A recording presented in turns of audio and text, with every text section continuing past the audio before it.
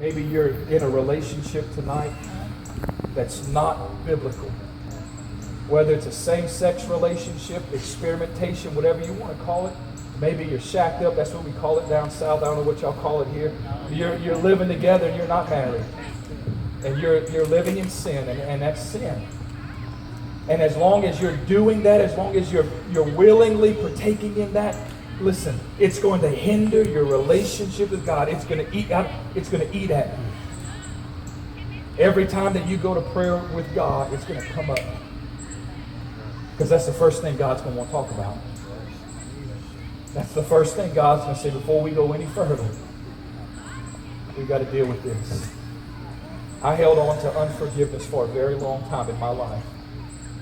I had a biological dad that disowned me, said he never had any boys. He only had a daughter. I had 3 brothers and a sister. I didn't see my dad till I was 12 years old. I had a stepdad who was a drug addict, an alcoholic, and he beat us till we were bloody.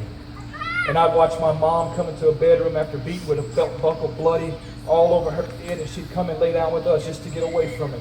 And we would leave out of the house 2, 3 in the morning just to get away from it.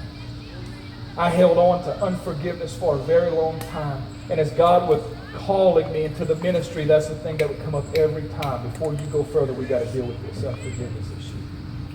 But you don't understand, God. You don't understand what it's like to believe as a boy that your dad doesn't even think you exist. You don't know what it's like, God, to live a life of fear, to have to hide under the bed when stepdad walks into the house and you can hear him stumbling around. You don't know what it's like, God. God, I want to hold that grudge. I don't want to forgive him, but you have to.